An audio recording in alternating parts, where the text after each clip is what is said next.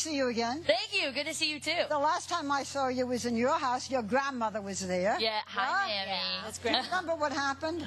We had a toilet incident. Yeah, because of us. Yeah, but it's okay. It's okay. Toilets are okay, Grandma? Maybe? We had a little spillage, but it wasn't me. It was us. her people. It was us. Okay. In any event, when we were there last year, you did Academy Award. My mouth is so cold I can't talk. And you were very happy. Everything was great. Family was great. School was great. So obviously there was a lot that you were keeping back. Because Yes.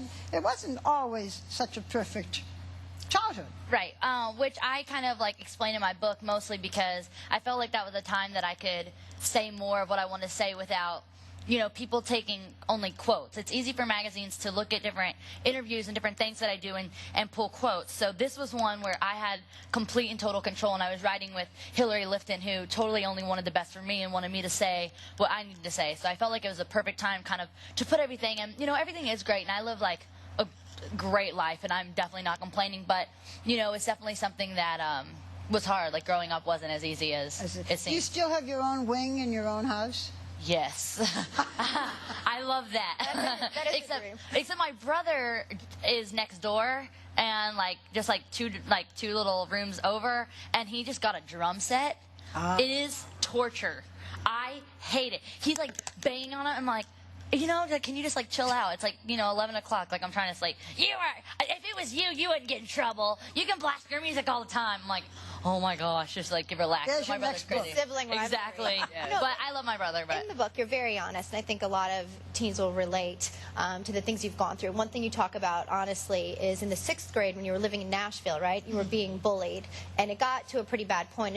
I mean, it was named, you call it Operation Make Miley Miserable is what was going on. So who was bullying you? What was really happening? And how bad did it get?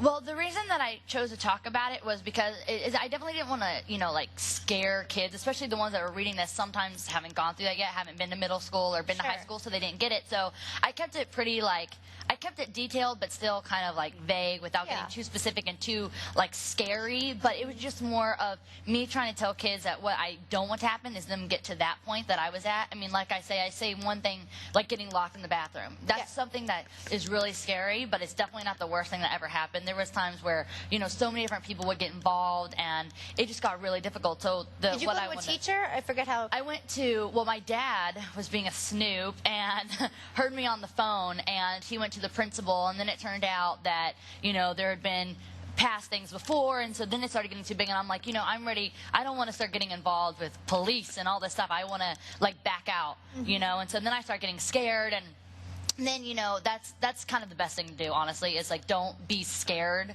to be scared. Were you the only one that was getting picked on, or were other girls too? I was the main one, but there was definitely other things, and I think most of it was a lot of like the whole, you know, well, we'll keep you safe, because they were the bigger girls, they were the tough girls, so we'll keep you safe if you're not friends with Miley, and this and that. And I remember this one day, it was lunchtime, and we had assigned seats because it was like, you know, things were getting so out of control that people weren't even allowed to sit near each other.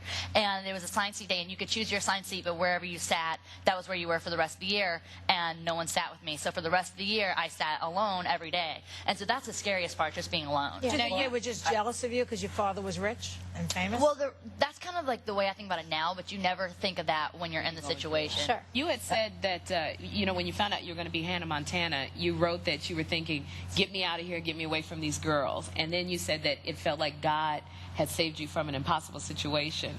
So now that you are on Hannah Montana, you've had your success. Is there anything you'd like to say to those girls who bullied you?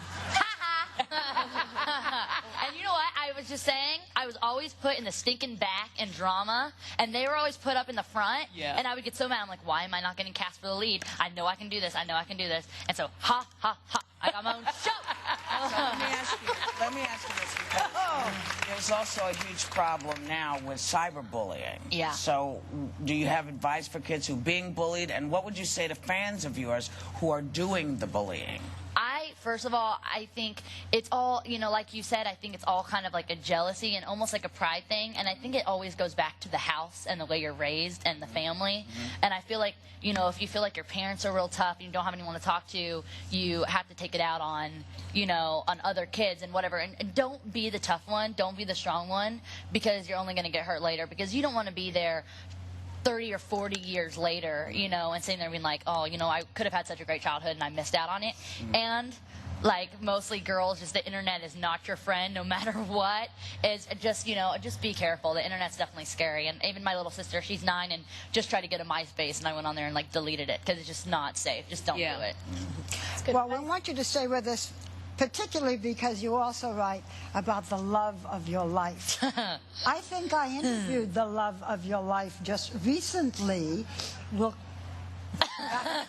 be back. Talk about it. Molly will stay with Your us. legs. I know. I'm freezing. I'm like, The co-hosts are going wild on the West Coast with legendary characters and movie magic live from the Walt Disney Studios.